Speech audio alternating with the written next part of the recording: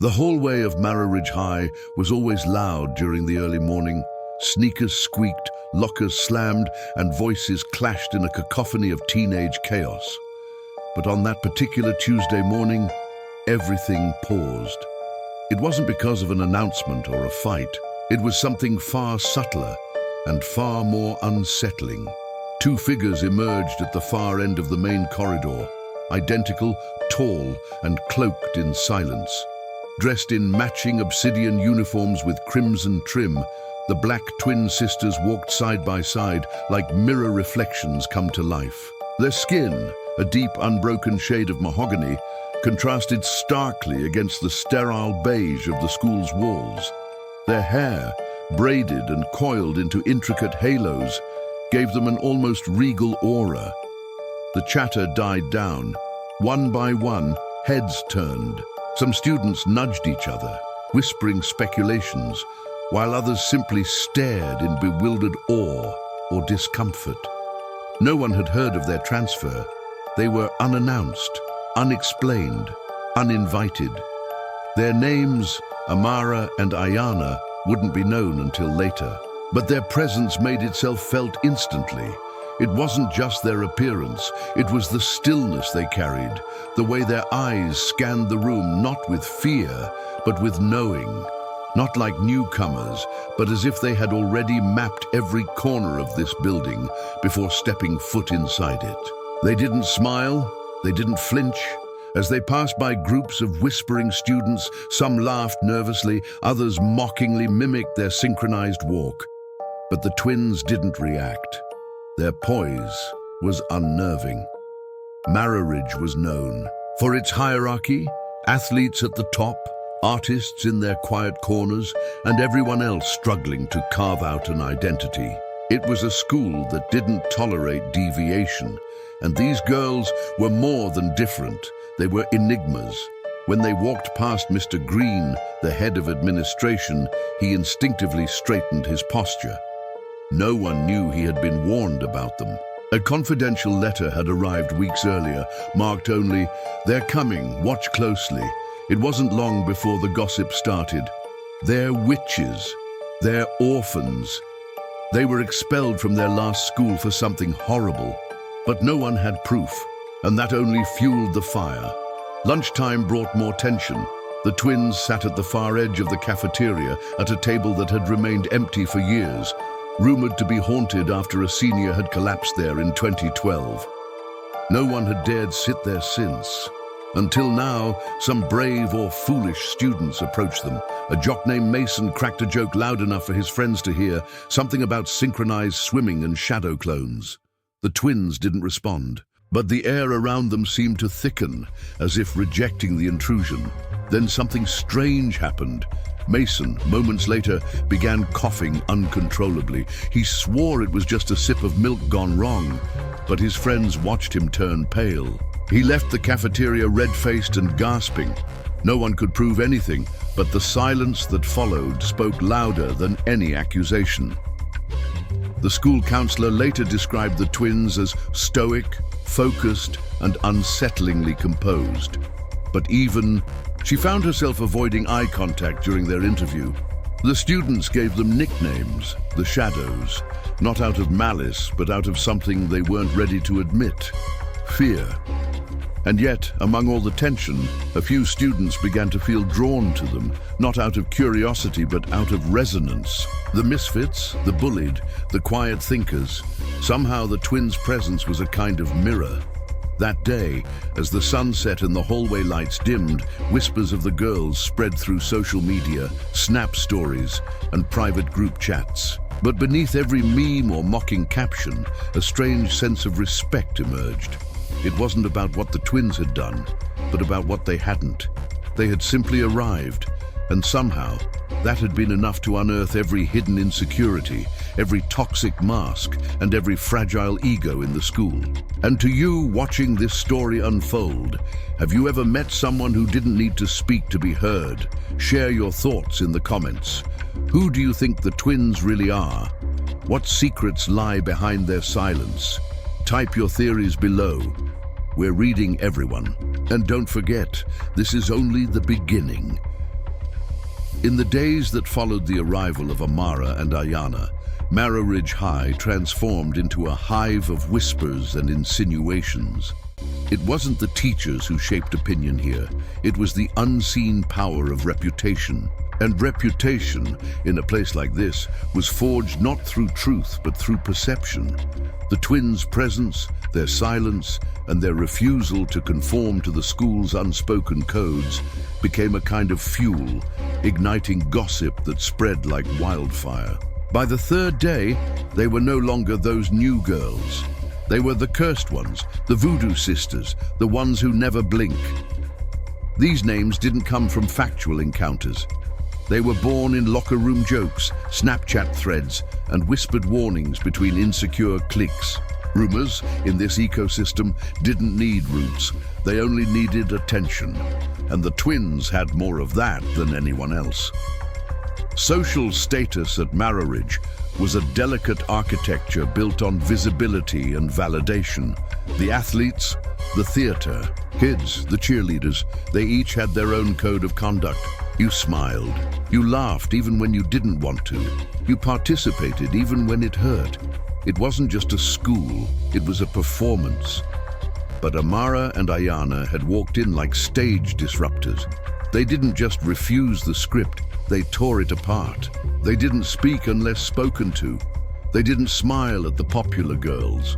They didn't flirt back when the star basketball player Jordan Mallory tried to make a joke at their expense during lunch.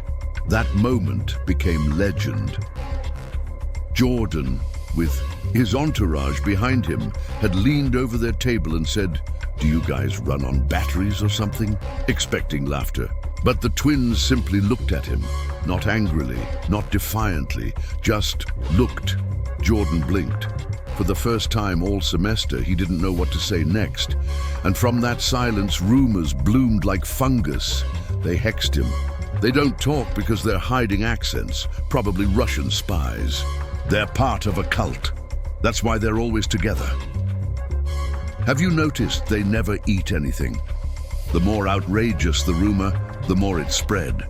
And at the center of it all was not what the twins had done, but what they hadn't. They hadn't defended themselves. They hadn't denied anything.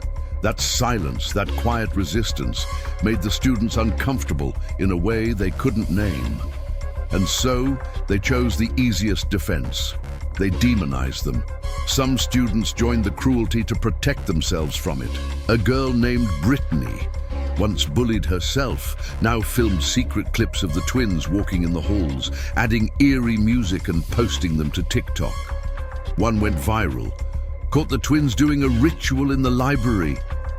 It was just them reading poetry under a dim light, but the editing suggested something darker. The comments were merciless. Teachers noticed the tension, but chose neutrality. "We need to give them space to adjust," one counselor suggested during a staff meeting. But what no one addressed was the undercurrent of race and conformity laced into the rumors. Marrowridge had always prided itself on being diverse, but diversity without understanding is a powder keg. Amara and Ayana weren't just new. They were black, poised, and silent in a place that demanded submission. That combination terrified the insecure, and the insecure were the majority. The whispers eventually evolved into subtle forms of psychological warfare. Locker graffiti appeared, twin freaks. Anonymous notes slipped into their desks. "Why don't you go back to wherever you came from?" Someone placed a bird in Ayana's locker. No one claimed it, but the message was clear. You are not welcome here. And yet the twins never responded with tears. They never ran to the principal. They remained still, unbothered. Or at least, that's what it looked like on the surface. One afternoon, while leaving chemistry class, a student named Deshawn, a quiet observer often mocked for his stutter, saw Amara gripping the edge of her desk so tightly her knuckles turned pale. Her lips trembled. He never spoke of it, but from that day forward, he sat 2 rows closer, not beside her, not with her, just closer, watching. The school's narrative had solidified. The twins were dangerous, but beneath that label was fear. Fear of the unknown, of strength that didn't beg for approval, of identity that didn't apologize for existing. And here's the question for you, the ones watching from behind your screens. What do you think makes people fear what they don't understand? Have you ever been judged before anyone truly knew you? Drop your truth in the comments. Let the world hear your story, because this one is just getting started. In every high school kingdom, there is a ruler, and at Marrowridge High, her name was Cassie Vale. With icy blonde hair, an endless wardrobe of designer threads, and a weaponized smile sharper than any blade, Cassie didn't just reign, she dictated the social temperature of the school. One word from her could raise someone to stardom or banish them to oblivion. She didn't earn her power through kindness or leadership. She took it through strategy, manipulation, and an unrelenting need to be at the center of attention. Before Amara and Ayana, Cassie had no real rivals. Everyone wanted her approval or feared her retaliation, but when the twins arrived, they didn't ask for either. And that was the problem. At first, Cassie watched them from afar, amused. Creepy couture, she quipped to her followers, trying to disguise her unease with laughter. But deep down, she felt something she hadn't experienced in years. Threatened. It wasn't that the twins were trying to dethrone her. It was worse. They weren't playing the game at all. They didn't chase popularity. They didn't react to her provocations. And in their silence, Cassie saw a mirror, one that reflected every ounce of insecurity she had buried beneath layers of influence and curated perfection. Her decision was swift. If the twins wouldn't bow, they would be broken. Cassie didn't bully with fists. She didn't need to. She was a virtuoso of psychological warfare. She began her campaign subtly, weaving her venom into conversations like thread through a needle. In AP history, she whispered to a group of girls, "Did you see the way the tall one stared at Mr. Wallace? That's not just weird, it's obsessive. I bet she's one of those stalker types." The girls giggled nervously, unsure if it was a joke or a warning. At lunch, she spread a rumor that the twins had been expelled from their previous school for setting a science lab on fire. "I heard it was a ritual," she added, eyes gleaming with performative concern, "like real witch stuff, animal bones and Latin chants." And the whispers became wildfire. She launched a smear campaign on social media using sock puppet accounts to comment on their photos, label them as demonic duo, and fabricate witness accounts of them sneaking into the auditorium after hours. A photoshopped image appeared in a private student group, Amara and Ayana standing in front of a pentagram. It was poorly edited, but belief rarely needed evidence. Cassie also weaponized empathy. She cornered Deshawn in the hallway one morning, her tone laced with false warmth. "I saw you sitting closer to them in class," she said. "Just be careful. I mean, I wouldn't want you getting involved in something dark, you know." The worst part wasn't what Cassie said. It was how the school responded. She didn't need to push students far. They were already wired for conformity. All she did was point a trembling finger and whisper, "Look." The twins' desks were moved further apart from others for everyone's comfort. Group projects were mysteriously reassigned so that they were always left without partners. In gym, class, no one would pick them for teams, not out of malice, but because they were afraid of being the next target. Cassie even roped in teachers subtly. During parent-teacher night, she accidentally left a notebook in Mrs. Dalton's office filled with fictionalized entries written by Ayana, detailing violent thoughts and disturbing drawings. The notebook was anonymous, of course, but the implications stuck. And through it all, the twins remained silent, not because they were unaffected, but because they were calculating. They endured humiliation after humiliation without flinching. Their eyes never betrayed the hurt. Their posture never slumped in defeat. They walked with the same eerie grace, as if the world hadn't turned against them, but was simply irrelevant. This enraged Cassie more than anything. Her need for control became obsession. She staged a prank in the auditorium during rehearsal. For the fall play, she invited the whole drama club to initiate the twins. Candles were lit, a circle was drawn in chalk. When the twins arrived, lured by an anonymous note, they were greeted with mock chants, animal masks, and laughter. "It's just a joke," someone yelled as the lights came on. But the twins didn't flinch. Amara simply walked to the center of the chalk circle, looked Cassie in the eyes and whispered, "You've mistaken silence for weakness." That moment became legend, not because of what was said, but because of what happened next. Every bulb in the auditorium flickered. One exploded. A stage curtain fell. The drama teacher fainted, and the twins walked out untouched, leaving behind chaos and silence. Cassie's grip on power slipped that day. She couldn't explain what had happened. No one could. And when you can't explain something, you fear it. Now to you, the one watching this story unfold, have you ever seen someone try to destroy another just because they wouldn't conform? What did you do? Did you speak up or stay silent like the rest? Drop your story in the comments below. We want to know what power really looks like to you. It happened on a Wednesday afternoon, the kind where time seemed to drag and the classroom smelled of dry erase markers and teenage restlessness. The bell rang, signaling the end of chemistry, and students poured into the hall like water escaping a dam. Amidst the chaos, a small leather-bound object fell to the floor. Amara didn't notice. Her fingers clutched her notebook, but the diary, dark, red with frayed edges, slipped silently from beneath her arm and landed by the lockers near the exit. Most students didn't see it, but one did. Her name was Skylar Finch, a peripheral figure in Cassie's orbit. Skylar was the kind of person who mimicked cruelty to avoid being its target. She wasn't brave enough to lead, but she was observant. And when she saw the diary hit the floor, something inside her shifted. She picked it up without a word.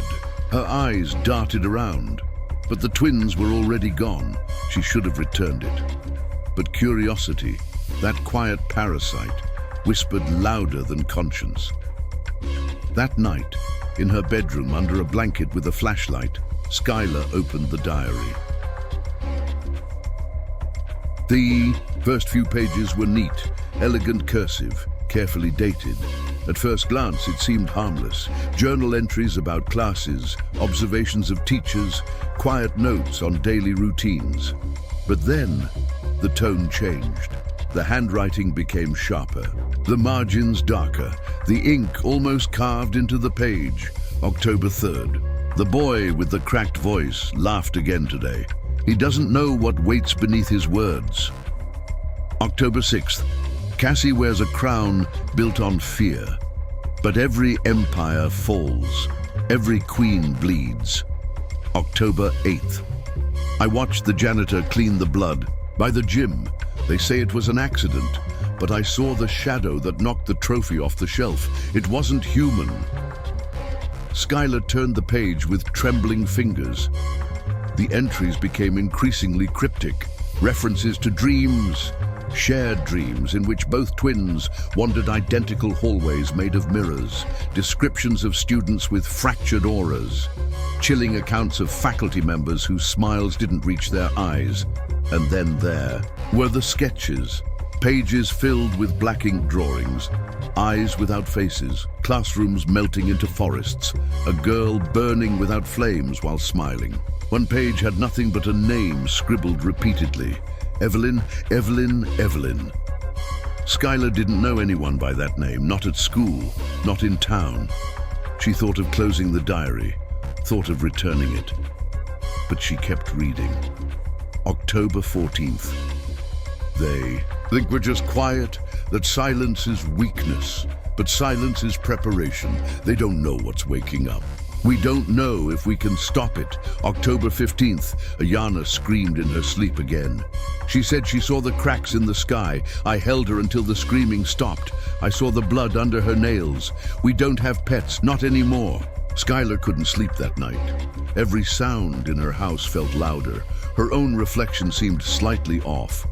The diary, now closed, sat on her desk, humming with implication. What was real? What was fiction? The next day, she carried it in, her backpack, unsure what to do. Cassie noticed her distance. "What's with the face?" she asked, chewing gum as she twirled her phone in hand. Skylar hesitated. "I found something about the twins, something you should see." Cassie's eyes narrowed. What kind of something? But Skylar wasn't sure anymore. She didn't want to share it. She wasn't sure if it was fear or guilt, but something inside her warned, "You weren't meant to read this." Later that day, during lunch, the twins walked past Skylar's table. Neither of them looked at her, but as they passed, Amara's hand brushed the edge of Skylar's backpack, just a touch, gentle, deliberate. When Skylar opened her bag later, the diary was gone. No one had seen them take it. No one had noticed. But Skylar knew, and something else was left behind. A folded page, torn from the back of the diary. On it, in that same sharp ink, a single line was written. "What's inside us isn't the scariest part. What woke up is already looking at you." Skylar didn't sleep for the rest of the week, and now, to everyone watching this unravel, what would you do if you uncovered a secret you weren't meant to hold? Would you expose it, hide it, or pretend it never existed? Share your answer in the comments, because truth has a way of finding you, even when you try to bury it. He arrived on a rainy Monday, tall, lean, with dark, unblinking eyes, and a voice that rolled like distant thunder. Mr. Ellis. That's all he offered. No first name, no backstory.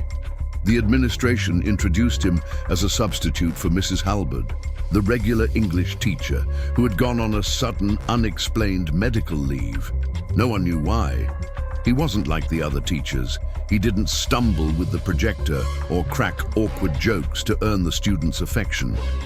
He didn't smile, not even once. On his first day, he wrote a single quote on the whiteboard: "Not all monsters are born, some are summoned." And then he turned, scanning the room. His gaze swept over every student like a radar, until it stopped. On them, Amara and Ayana. He didn't say their names. He didn't have to. But the pause, the silence, the flicker in his expression, it was enough. The rest of the class didn't notice, but the twins did. He never called on them, never assigned them reading aloud. But every time they walked into his classroom, a strange static seemed to hang in the air. Students joked that his room was colder, that the lights dimmed slightly during his periods, but no one wanted to talk about it seriously. Fear has a way of disguising itself as sarcasm in high school. Mr. Ellis introduced peculiar reading material, obscure Gothic texts not on the official syllabus, stories about mirrors that trapped memories, doppelgangers who devoured the souls of their originals, and towns erased from maps after collective nightmares. One story in particular, about twin sisters who communicated through dreams and shared a hidden curse, felt too specific. Amara and Ayana read it in silence. Their eyes locked with Mr. Ellis's once, and something unspoken passed between them. After class one afternoon, he asked them to stay behind. The other students filed out, nervously glancing back. Mr. Ellis closed the door. "You should be careful," he said, his voice low, almost mournful. "They've started noticing you, but not just the students." Amara tilted her head. "They?" Ellis exhaled.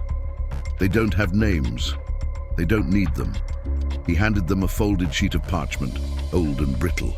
On it was a symbol, a circle within a triangle, lines etched through like scars. Ayana flinched. She'd seen it before, in a dream, in her sister's drawings, in the soot left behind the night their childhood home burned down. "You don't remember me," Ellis said, "but I knew your mother." And just like that, the room cracked. He told them about a town called Ivystone, a place erased from Google Maps, a place where, 2 decades ago, a woman named Esme Everhart, Amara and Ayana's mother, fought to contain a darkness older than language. Ellis had been a teacher there too before the collapse. He remembered Esme, fierce, brilliant, haunted. She didn't defeat it, he said. She only bought time, and now time's run out. The twins said nothing, but they didn't need to.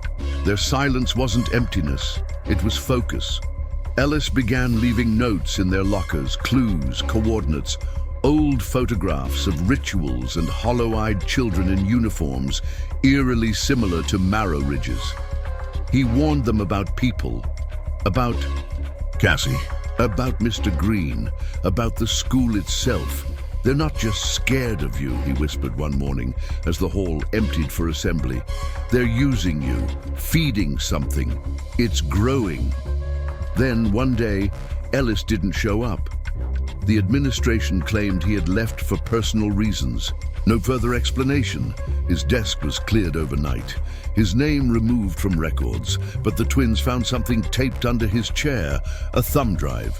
Inside it were encrypted files labeled cryptically, Evelyn Protocol, Marrowridge 1979, Project Mirasol.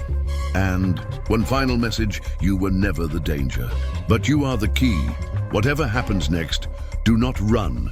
To the ones watching, if someone appeared in your life claiming to know your darkest truth, would you believe them, or would you bury it deeper? Tell us in the comments. What would you do if the past knocked on your door wearing a stranger's face? Every enigma has a beginning, and to understand Amara and Ayana, we must first go back, before Marrowridge, before the lock-in, before the whispers in the hallway, back to a place called Ivystone, a town that doesn't exist on any modern map, erased after a fire that consumed not only buildings, but records, identities, and truths. Ivystone wasn't just remote, it was designed to be invisible. A government-funded facility disguised as a town, created in the late 1990s under a clandestine psychological research program known as Project Mirasol. The objective? To explore the limits of identity, consciousness, and synchronized cognition through twins.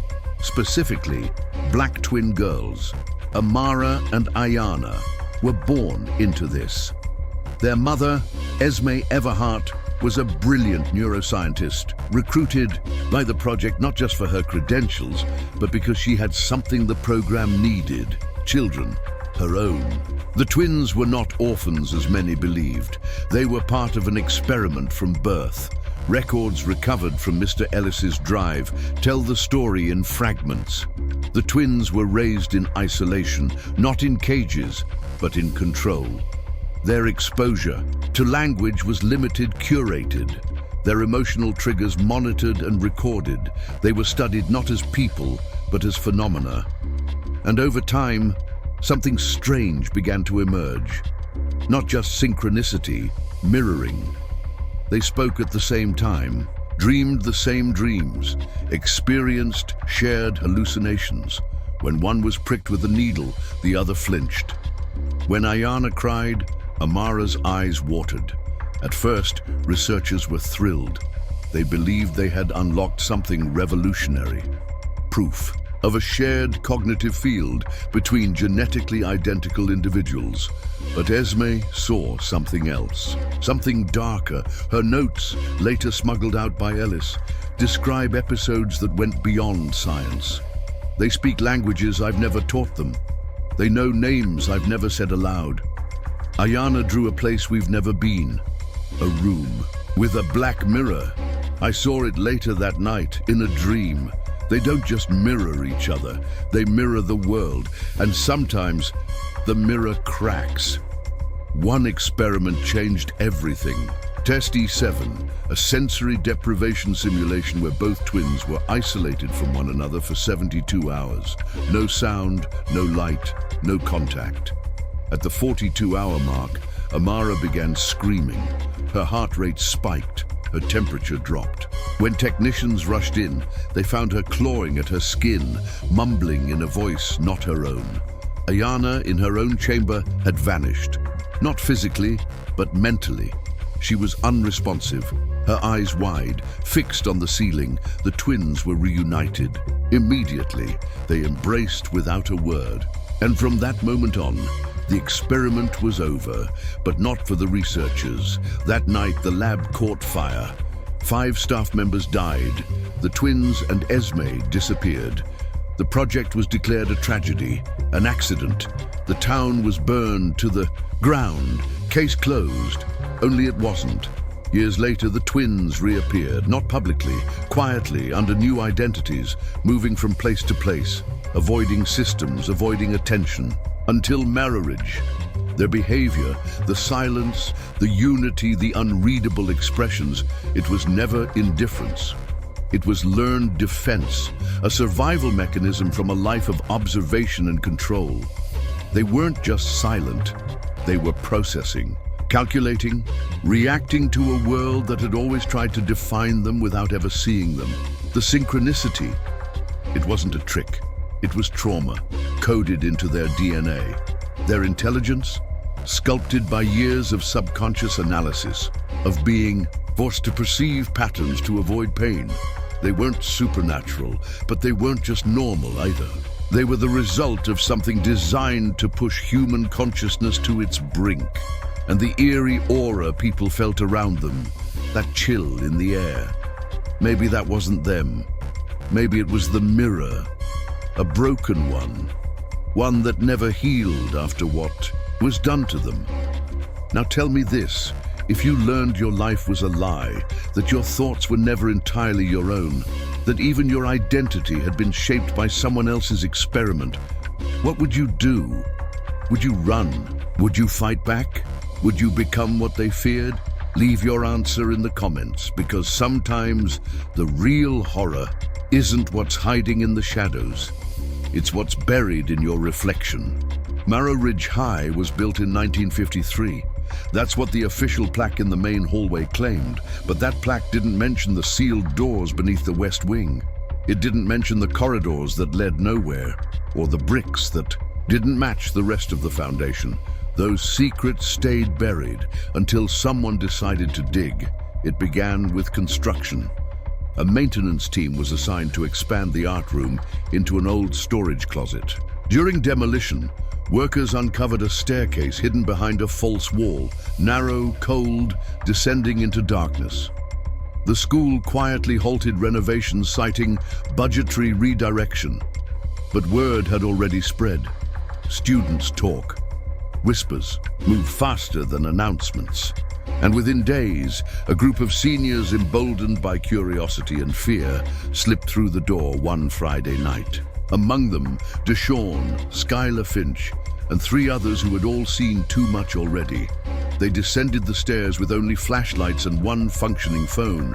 What they found wasn't just a basement. It was a vault of nightmares. The corridor below was long and damp, walls lined with rusted filing cabinets, broken furniture, and unmarked crates. At the far end stood a locked metal door. It took Skylar 2 tries and a crowbar to force it open. Inside, a room untouched by time. Desks, clipboards, faded photographs, and in the center, a large board covered in red string and notes, names, dates, and a single phrase repeated at the top. Subject Group Echo. It didn't take long to piece it together. The twins weren't the only ones. There had been others. Documents revealed test logs dated back to 1979. The school had been a test site, a feeder location for a shadow program under the Department of Behavioral Evolution. Children were selected based on criteria: unusual cognition, emotional detachment, racial ambiguity, and most importantly, twinhood. One folder stood out, thick, heavily annotated, marked Everhart, E. Esme. Clearance, Omega, inside were records on Esme Everhart, not just as a scientist, but as a student, a former pupil of Marrowridge. She hadn't just worked on the experiments. She had been shaped by them. Photos showed her younger, sitting in rooms identical to those the twins had, described in their diary. Interview transcripts revealed that she had exhibited similar psychic anomalies: dream sharing, heightened empathy, identity distortion. One entry stood out.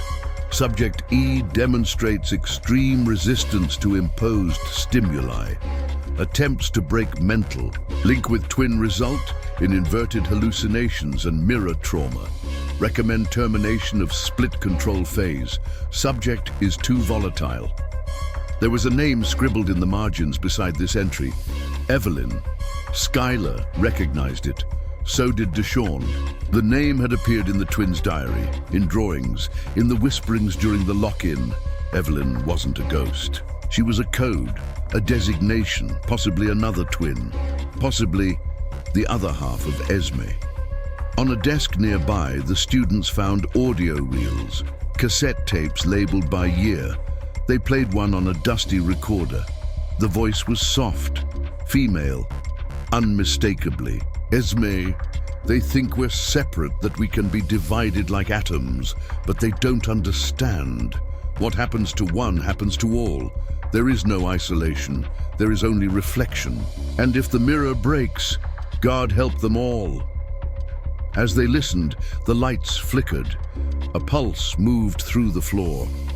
Dust fell from the ceiling. Somewhere above them, something heavy shifted. They had triggered something. Deshawn pulled a file from a drawer. A photo clipped inside showed a group of children, identical in age and posture. Each wore a name tag. One was barely legible, A. Everhart. Another more faded, E. Vale. Cassie's last name. It couldn't be coincidence. The group fled. They left everything but one document, a map, hidden behind a cabinet, showing a subterranean blueprint of the school. It connected rooms no one knew existed, tunnels beneath classrooms, chambers beneath the auditorium, and in the center, a room labeled only the Mirror Core. By Monday, the entrance was gone, bricked over, painted, as if it had never existed. The students tried to speak out, but none of their photos saved. The files on the flash drive corrupted. Even the document they kept had begun to fade, words dissolving into blankness. But one word remained, written at the bottom of the map, in red. Ink, remember, now it's your turn. If you uncovered proof that your school was part of a dark experiment, what would you do? Would you tell the world, or would you stay silent, afraid of what else might be listening? Tell us in the comments. Because some walls were built not to protect you, but to trap what's inside. The auditorium was full. Students shifted in their seats, murmuring, glancing at their phones even though there was no service. A strange assembly had been announced that morning. Mandatory, urgent. No one knew why. The stage was empty, save for a single podium and a projector screen drawn down behind it. Then the twins walked in. Amara and Ayana moved as they always had. Together, silent, precise. But this time was different. They weren't, dressed in their usual dark layers. Today, they wore the school uniform, pristine and traditional, as if to mock the very system that had tried to erase them. They climbed the stage. The room quieted. Amara stepped to the microphone. For the past months, she began, her voice calm and articulate. You have spoken for us. Her voice echoed across the stunned auditorium. No one had ever truly heard them speak, never in public, never like this. You told stories, you created myths, you decided who we were before ever asking. You called us freaks, witches, monsters, silent because we were weak, because we were hiding. Ayana stepped forward beside her, but silence, she said, isn't absence, it's strategy. The projector lit up. Images began to appear, screenshots of rumors, TikToks mocking them, texts leaked from Cassie's inner circle, secret recordings of locker room conversations, and even photos from the basement beneath the school. Somehow, they had documented everything, every lie, every rumor, every betrayal. Cassie shifted uncomfortably in the crowd. Her followers looked away, some in disbelief, others in shame. You see, Amara continued, we heard everything, the whispers, the laughter, the cruelty wrapped in politeness. We memorized every insult, not because it hurt us, but because it revealed you. Ayana nodded. You taught us who the real monsters were, and we let you. More slides appeared, footage from the lock-in, audio clips distorted and eerie, a map of the school's hidden basement, a photo of Esme Everhart, then a document, subject Echo designation. They let it linger. We knew what you would do, Amara said. You didn't disappoint. Their tone never changed. There was no gloating, no venom, just precision, like surgeons cutting through layers of illusion. Ayana turned to the crowd. We could have responded with chaos. We had enough material, enough triggers to unravel each of you. But we chose something else.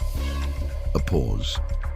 We chose to let you destroy yourselves. Cassie stood flustered. This is manipulation. You're twisting. Ayana held up her hand. Sit down. Cassie froze. Do you remember what you said that first day? Amara asked. You said we were trying to stay relevant. She smiled, small, sharp. Look around now. The room was dead silent. You exposed your fear of difference. You showed how quick this school is to turn its insecurities into monsters. We just gave you the mirror. Ayana stepped forward. To the teachers who stood by silently, thank you. You taught us exactly how much a system will tolerate cruelty when it's dressed in uniform. To the students who laughed because they were afraid not to, thank you. You showed us who needed approval more than truth. To the ones who stayed silent out of fear, thank you. You reminded us that courage is a choice. The final image appeared on the screen. It was not a threat. It was a yearbook photo from decades ago. Esme Everhart, younger, smiling, and next to her, Cassie's grandmother, another Everhart twin. The room gasped. Amara finished with one line. Everything you thought was random was inheritance. Then they walked off the stage. No applause, no cheers, just a long, aching silence. And in that silence, the true power of their revenge bloomed. Not in violence, but in reflection. A psychological reversal so clean, so exact, that no one knew how to respond. They didn't need magic. They didn't need vengeance. They needed only the truth, and they knew. The truth, once revealed, doesn't burn. It freezes, it rewires, it lingers. So now it's your turn.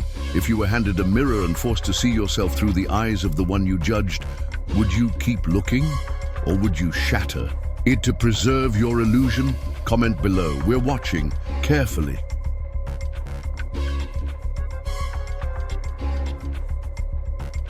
The Monday after the assembly was the quietest in Marrowridge High's history. No bell rang, no announcements played. The hallways, once alive with chatter, fell into a hushed hum. Something had shifted, not physically, but fundamentally.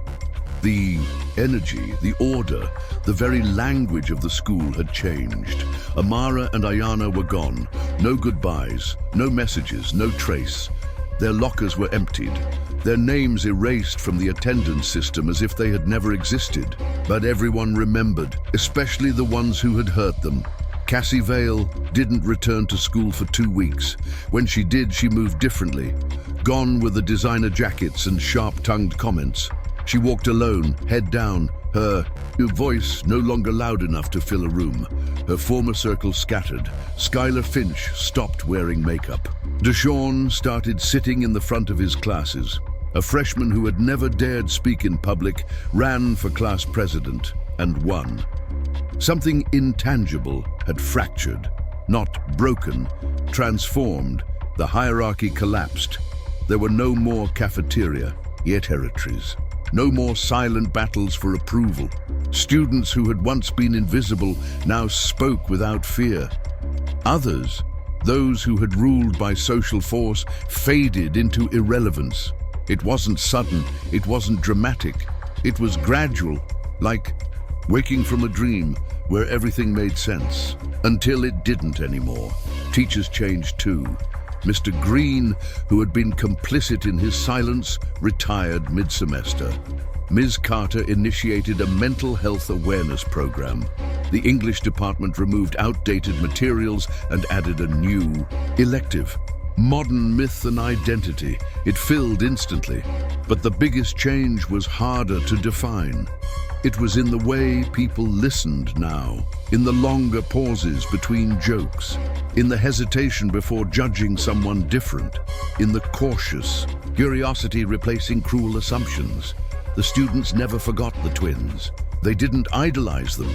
They didn't villainize them. They remembered them, quietly, privately. Rumors, of course, continued. Some said the twins were part of a larger network, sent to test schools and expose their hidden sins. Others believed they had been spirits all along, summoned by pain, dismissed by closure. A few thought they'd be back, but most knew the truth. The twins weren't the story. They were the mirror, and Marrowridge. It had stared too long and seen too much. Years later, the class of that year would gather for reunions and speak in hushed tones about that semester. Some would deny how deep it went. Others would claim they had known something was off all along. But one detail always came up, a message still visible under the gym bleachers, etched in sharp, perfect letters. Remember what you reflect. No one admitted writing it. No one dared remove it. And now to you, yes, you watching this video, think about your school, your workplace, your community. What codes are you following without question? Who are you excluding without cause? What does your reflection reveal about the culture you help create? Drop your thoughts in the comments. Share your moment of silence. Tell us how you would rewrite the code, because sometimes the real revolution doesn't start with a scream, but with a quiet exit that no one forgets. Sometimes the loudest voices are the ones that never needed to shout. Sometimes the strongest revenge is letting others expose their own cruelty and simply walking away. This story wasn't just about two girls who refused to play by the rules. It was about what happens when truth is weaponized not to harm, but to heal. When silence is not submission, but strategy. And now we turn to you. What role would you have played at Marrowridge? Would you have mocked them or protected them? Would you have questioned the queen bee or followed her lead? Comment below. I choose reflection over reputation. I choose truth over tradition. I choose silence with purpose. Let your voice echo where theirs once stood. Because your comment may be the message someone else needs to see, the mirror they've avoided, the answer they've been waiting for. Share this video with someone who thinks they know the full story, because sometimes they were never the villain. Sometimes they were the lesson. And remember, not all monsters wear masks. Some wear mirrors. This has been Big Twist. Until the next reveal, keep watching the quiet ones.